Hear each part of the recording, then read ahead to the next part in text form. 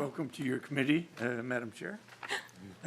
We have House File 979 before us. If you would like to tell us about your bill, please. We're going to wait and do it. Apologies, Mr. Chair. Yes, we have the bill before us. If it's going to be held over for possible inclusion, if you would please tell us about your bill. Thank you, Mr. Chair.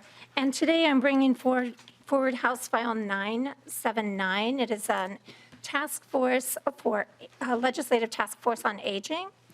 Minnesota has an aging population, and according to our state demographer, Minnesota's 65-plus population was nearly 1 million Minnesotans during the 2020 census. That's 1 in 6 Minnesotans is over the age of 65.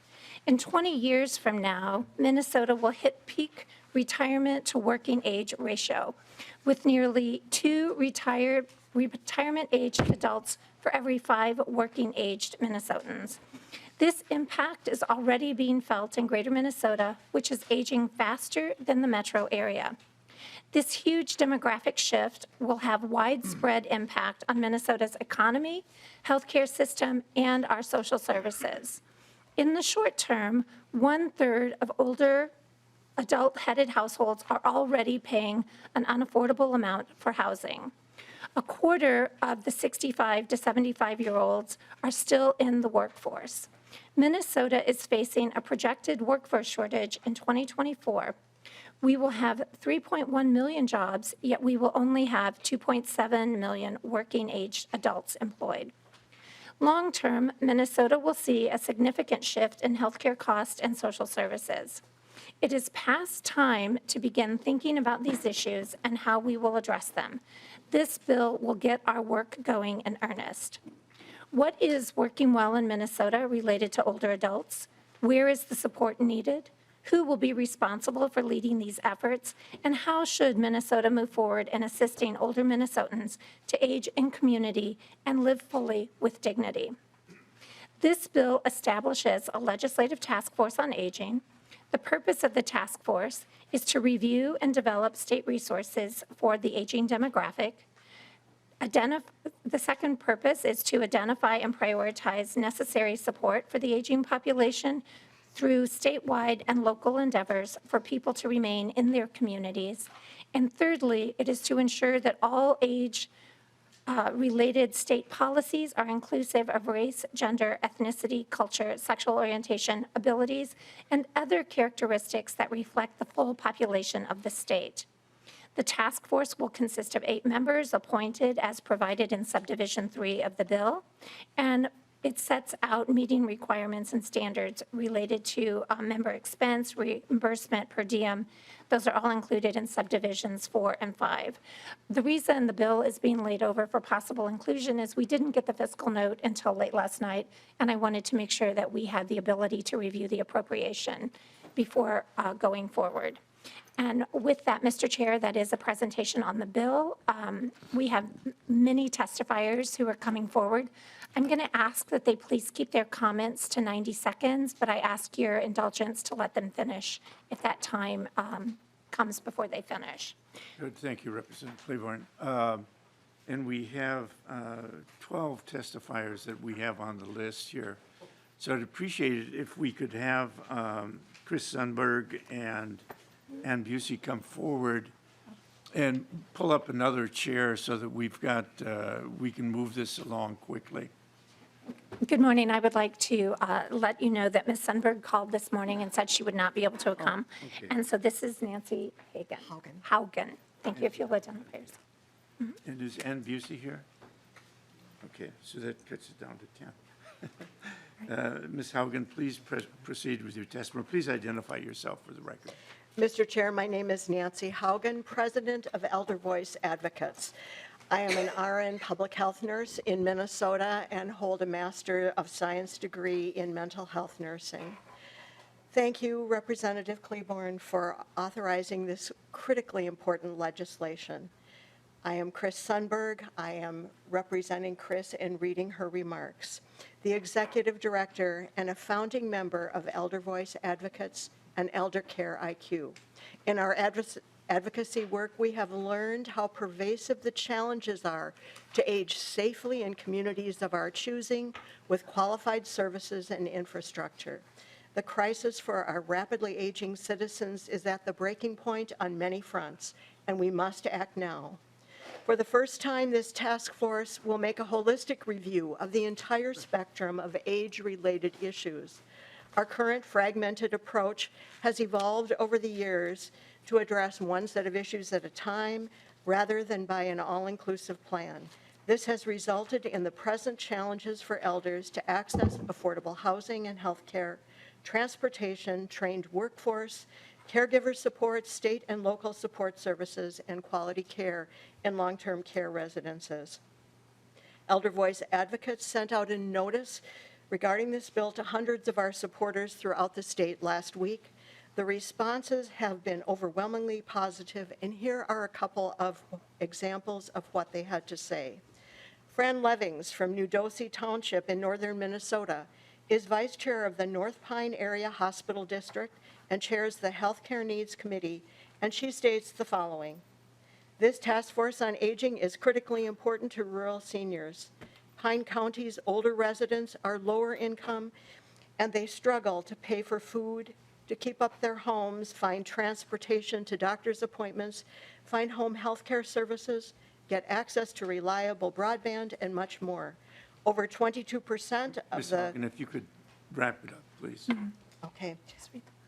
I will do Tony Wagner, Nancy Jorgensen, and other residents of a suburban independent living apartment organized to fight a 14% rent increase.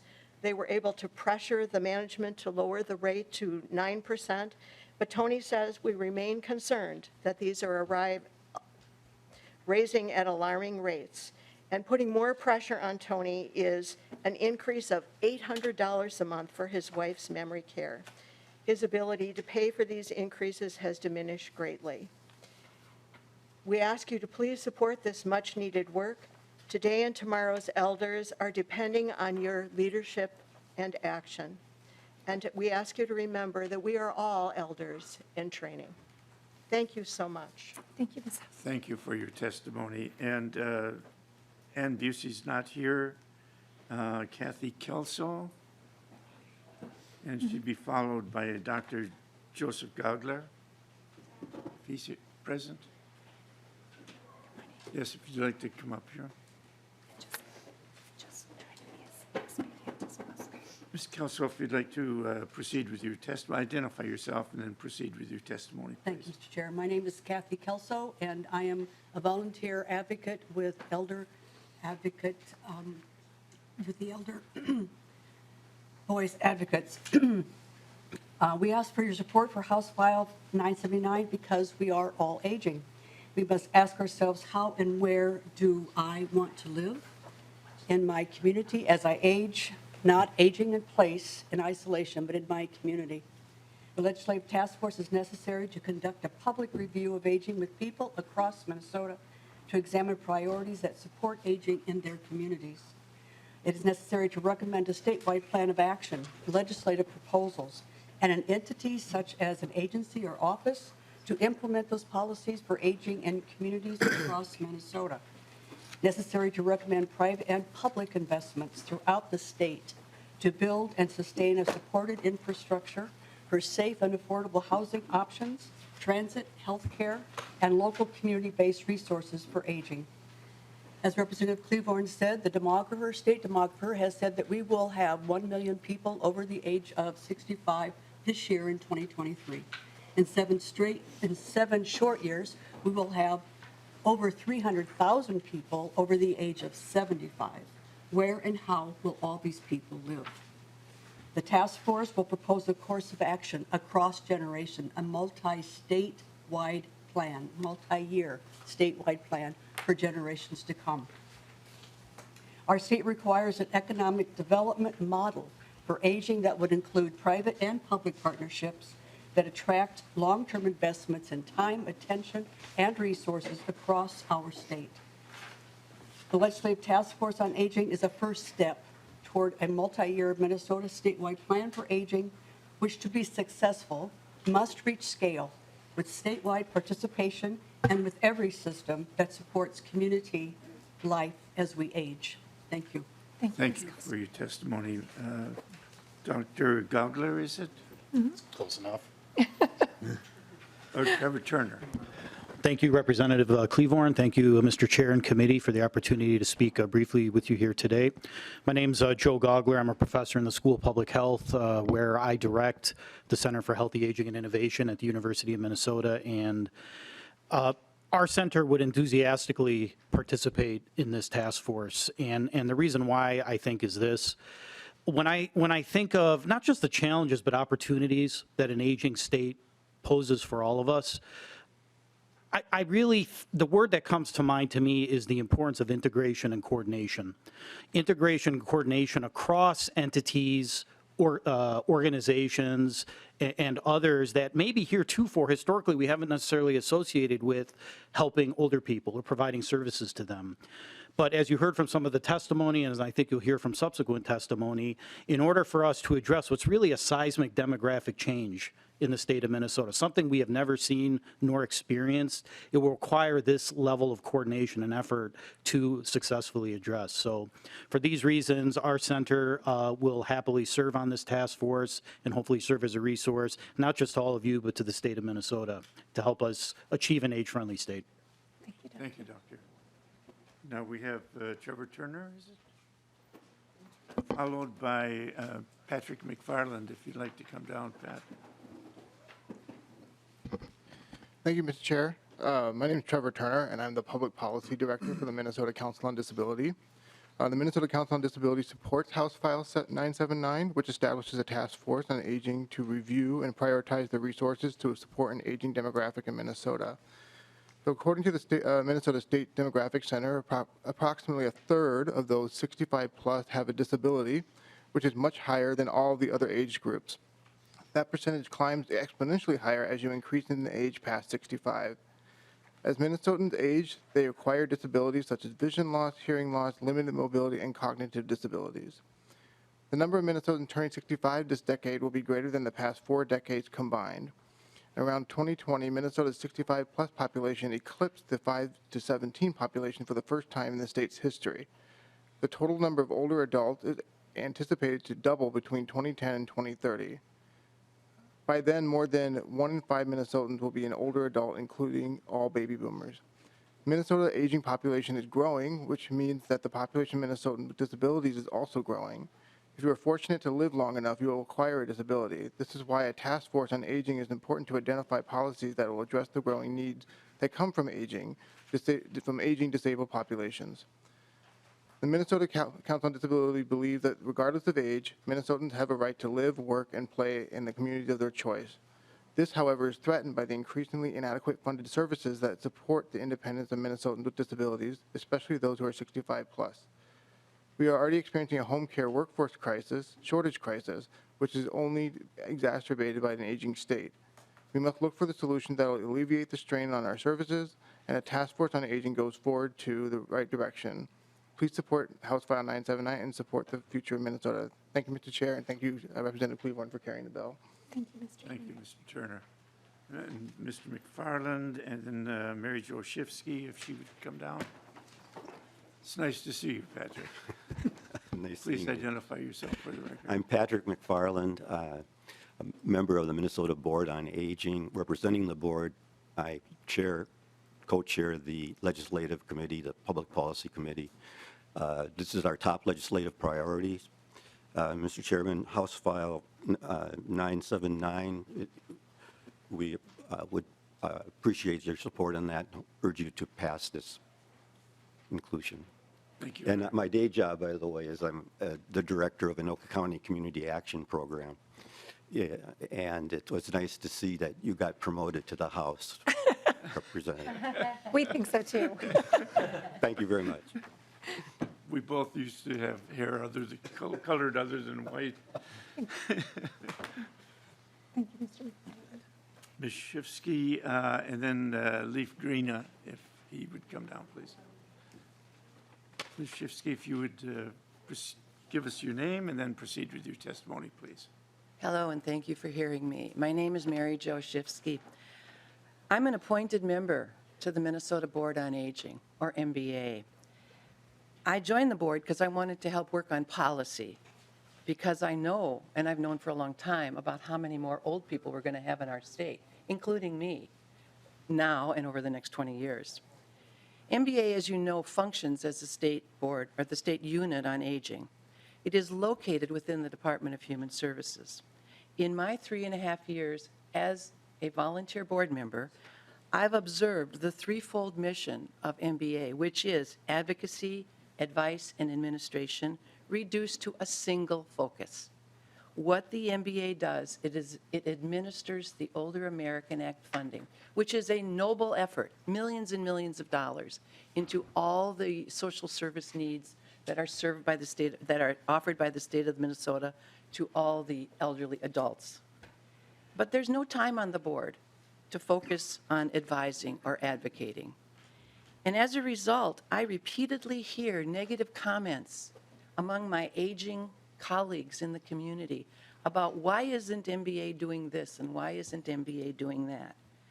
Policy development, planning, and consistent community collaboration isn't a priority with the MBA because of the fact that we can't really work independently of the Department of Human Services and its priorities, which are really service, and a lack of capacity.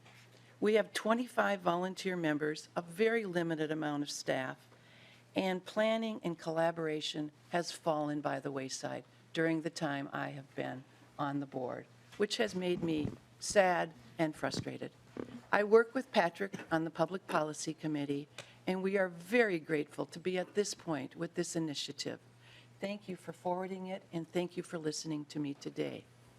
Thank you, Ms. Shifsky. And Mr. Grina, and followed by Louise Sundin. If you'd like to come forward, Louise.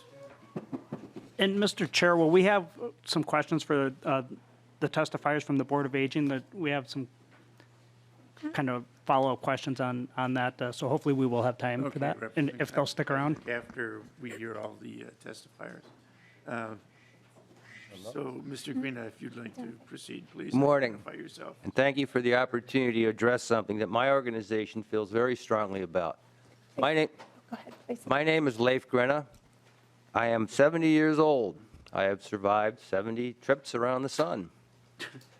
And I serve as president of the Minneapolis Regional Retirees Council, which is a constituent body of the Minneapolis Regional Labor Federation. Aging, it has been said, ain't for the faint of heart, as it is fraught with a variety of challenges which never bother to let you know they're coming. But what's coming for Minnesota, we do know. It has been called a silver tsunami. A tsunami's disruptive force arises from an overwhelming everything in its path. So if getting old ain't for the faint of heart, neither is a tsunami. But this is where we're now at, facing a silver tsunami, waiting for it to happen. It's like standing on the beach, waiting for the approaching storm, waiting for it to hit you, rather than taking safe shelter, well provisioned to ride it out. Now, some may ask, why study the need for a department? Can't we just reconfigure the Board of Aging? A fair question, one that this task force will no doubt address. There may be those who will cry, this is but a slippery slope to yet another expensive bureaucracy. Well, we already have a bureaucracy. It's just scattered across many agencies and departments, under-resourced, with no focused, coordinated leadership. Elders in Minnesota are highly engaged in the public arena. We are a volunteer workforce of over 300,000, and we vote at the highest rate of any demographic age group in the state. We at MRRC are proud of the work we have done to engage our members in voter turnout and advocacy, and we are actively organizing with others in support of this legislation, and we urge you to vote in favor of it. Minnesota's elders are not its past. We are its future. Thank you. Thank you very much. Louise Sundin, and then we have Jim Reed. If Jim, if you would come forward. Nice to see you, Mr. Chair and members. My name is Louise Sundin, and I am part of here representing the State AFL-CIO Retiree Council and a bunch of retired teacher organizations that I lead. And you know that retired teachers never die. We live longer than other retirees.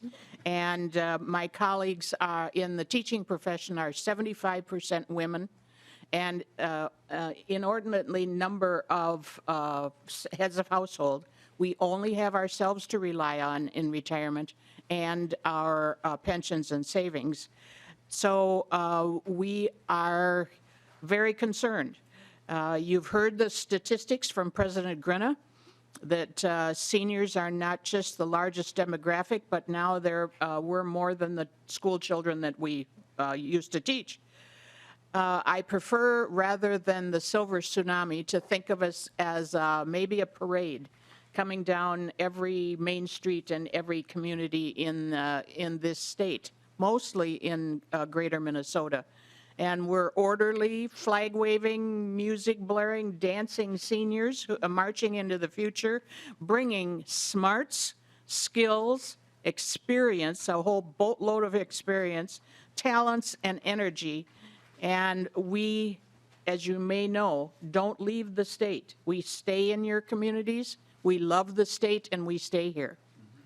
In order to make sure that our generation will continue to be able to contribute all that knowledge and skill, Minnesota needs to be organized, prepared, focused, and fairly funded, staffed departmentally that will bring city, state, county grants and services together with nonprofits, for-profits, to make it work for all of us in every district in Minnesota, including yours.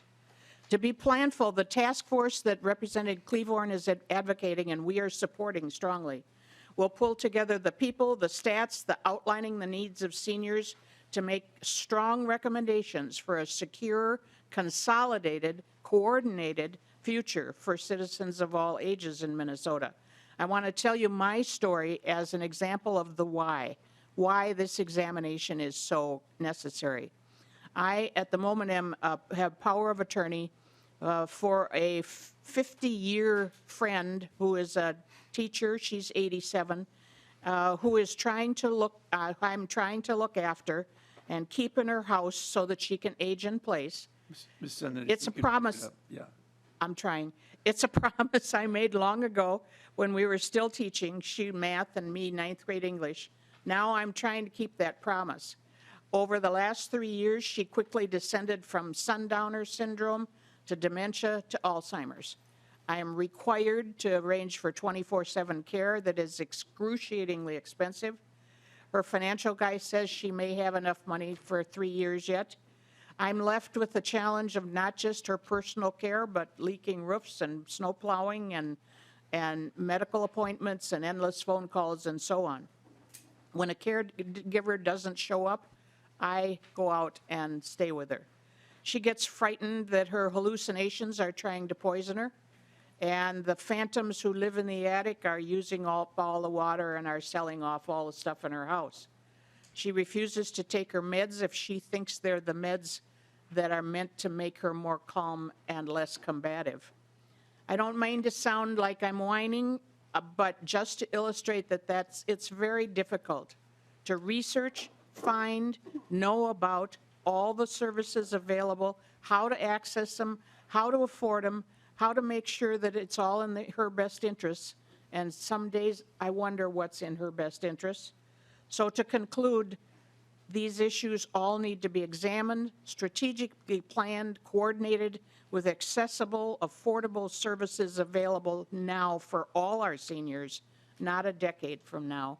So I want to thank Representative Cleavorn for recognizing the need and her persistence in bringing it to you for consideration and support. The time is of the essence. We can't afford to flub this challenge. The boomers deserve the kind of retirement and end of life they all worked very hard for and saved for. So let's get the show on the road. Hopefully, it may even lead to a Department of Aging. Thank you, Mr. Chair. Thank you, Ms. Sundin. And Jim Reed, if you'd like to come up And then we have Sherry Pugh, if she's here, if you would like to take the chair over there, Ms. Pugh. Mr. Chair, my name is James Reed, and I'm representing a group I think he's familiar with, the DFL Senior Caucus. Now, we are part of the DFL, but actually we're mostly an independent group operating to see that the lives of seniors improve and that the state take aware of the fact of the wave of seniors that are now needing support, needing attention, and needing the opportunities to survive. The caucus has about 500 members and 10 chapters across the state, so we're a growing and rapidly developing organization intending to see seniors do well. We support the formation of this task force, but we do, of course, have some concerns, one of which is that it'll only be for another 3 years that we will hear a final result from the task force.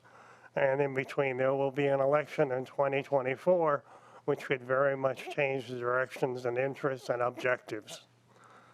We are also concerned that all of the members that we've already heard from will have the opportunity to testify, and particularly some of our more active groups like Elder Voices, our friends, will get the word out and be able to make the proper effect and communications of this committee and to the task force. We know that we have seniors in the state who are very poor. We know we have seniors who have special needs that may or may not be able to be addressed by this task force. We believe that we should have livable communities where seniors are not warehoused, as unfortunately so often happens. We recognize that the wages of those supporting seniors must be raised and that their opportunities be expanded. We strongly hope that a result of this task force may be the development of a State Department on Aging with a commissioner, a budget, and a professional staff that can lead the legislature and on the needs and abilities of seniors and fully enact the services that this legislature support. So I hope that this task force will go forward. I hope that it will be successful, and in 2025, we will have an opportunity to see a better life for all of us. Thank you. Thank you, Mr. Reed, thank you. Ms. Pugh? Okay, thank you. Yeah. Good morning. Thank you for having me here today. My name is Sherry Pugh. As you can see, I'm an older Minnesotan. I live in the town of Mound. I'm on the city council. I was a member of the Board on Aging, and currently I chair Age Friendly Minnesota. And as you've heard from everyone, and I'll try and be brief since many of them said things I would say, that there is now the time to address the senior issue or aging issue in the state of Minnesota. Age Friendly is a collaboration, and it's a statewide effort. We were created in December of 2019 through an executive order signed by Governor Walsh. And that committee is comprised of 8 state agency representatives and 6 advocates who represent the faith community advocacy and the tribal communities in the state of Minnesota. Our task is to help Minnesota do better and use its creative efforts to make Minnesota age-friendly, both physically in physical environments and not so much service, but looking at how do we make our community such. Last year in the state legislature, you gave us some money to do a grant program. We put out requests. We were very thoughtful and made sure that we got out to all the little counties throughout the state because we know our seniors in greater Minnesota have significant challenges and barriers. We even created a grant of technical people to help people write grants. Those grants are due today, but as of last night, over 100 grants have been submitted asking for over $9 million. There is innovation, there is thought out in every one of your communities about how we can make this state an age-friendly state. As the Age Friendly Council, we are collecting data, resources. We're trying to create a best practices book. And we also participate in a national collaborative of 10 other states that are doing what they call master plans in aging. We see that our role in this bill authored by Representative Claiborne is like Dr. Gaugler said, we will be a part of it, we will bring resources to it and energy. And since I need to wrap up, I'll share this, and I say this to my son. People thought that the baby boomers were a big collaborative. He's a millennial. There's more of them, and they're only 30 years away. Thank you. Thank you, Ms. Buell. And Representative Koznick, I think you had a question of Mr. McFarland or Ms. Shifsky, I believe. Well, to any of the testifiers or maybe just the author, I think it's great to see a lot of activity here with our senior Minnesotans. I enjoy when I am able to visit with a lot in my district. And I think the intent in that of the bill has some merit. I'm just trying to understand and quick digging what our budget is, and I haven't been successful with the Minnesota Board of Aging, what their current budget is, but a lot of what I'm hearing is already listed on their website as a lot what I think is trying to be encompassed, but I understand and I hear the testimony that it seems to be not coordinated that well. So I'm trying to figure out if spending another $250,000 really addresses the problem. Maybe we need to refocus within the Board of Aging because it's already pretty, what I'm hearing from testimony and what I'm seeing as their directive, a legislative directive currently, just needs to do a better job rather than continuing to grow government. A lot of the grants, there's millions of dollars within that program under the Department of Human Services. So I'm just kind of missing the disconnect there and wondering if this is actually the appropriate step. And I know we've talked about this in previous years, but we have newer members here.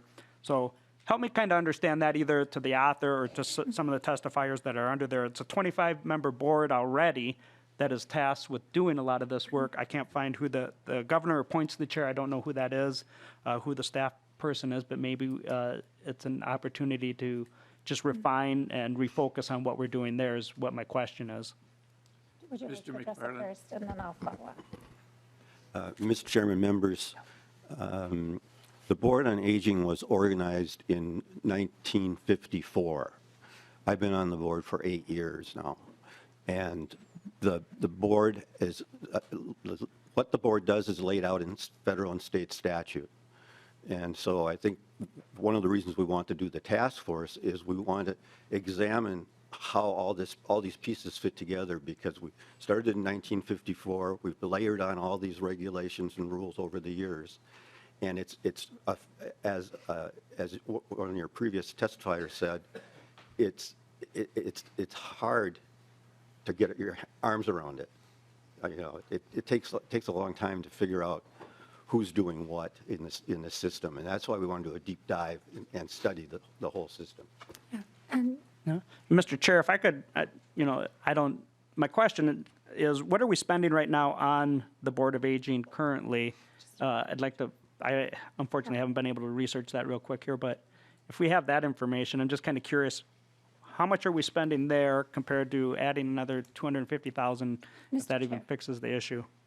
Representative Koznick, I appreciate the question. I think it's a really good one, which is one of the reasons that we're laying the bill over, so we can continue to have those conversations since we didn't have the fiscal note. But what I want the committee members and the public to understand is this legislation was brought to me several years ago, not the legislation, but the idea of the legislation, because the Board of Aging was tasked with giving guidance and to lead the effort.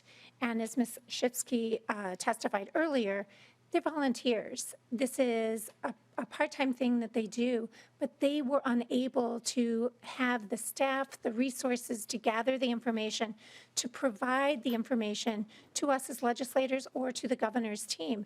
So the idea of this task force is to have a real concerted, how did we hear it earlier? An integrated and coordinated effort. And when you think about the millions of dollars, or maybe even billions of dollars that we spend on our aging communities, the cost to do this task force and to make sure that we're spending those monies where they're needed is pittance. So it is important that we are using those resources that we allocate here at the legislature appropriately. And I think that is why we need to spend this small amount of money. Ms. Shifsky, did you want to say something else? I would like to add, the money that funds, I'm sorry, this is Mary Jo Shifsky, MBA member. The money that funds the MBA is a percentage of the money that comes from the Older Americans Act funding, that comes from the federal government. And honestly, board members are unclear of the actual operating budget for the MBA. I have asked over 3.5 years. But I know it's a significant percentage of millions of dollars that goes through the Department of Human Services and then is accessed by the MBA Executive Director, whose name is Carrie Benson, and by the acting board chair, whose name is Maureen Schneider, and the rest of us get paid for attending meetings. Okay. I think we should dispel with any future questions right now on this Thank you. particular bill, because we have Representative Elkins that has a bill That's to correct. be And the bill presented. is being laid But over. there needs to be more discussion, and one thing Representative Claiborne, I hope we'll look at is including the Department of Veterans Affairs in this as well. We have issues with veterans that need to be addressed. I would like to just address that question really quickly, and then I will step aside and let Representative Elkins present his bill. The idea of the task force is to be a body, much like a listening group, to go and do the investigation and to listen. And of course, veterans would be at the table expressing their concerns, just as the Department of Health would be there, just as the Department of Human Services would be there to testify and to bring their issues forward. The task force was intentionally kept small so that work could actually get done and that it wouldn't be so large as to become unable of doing its work. But all voices are welcomed at the table. Thank you. Thank you, Representative Claiborne. And House File 979 is laid over for possible inclusion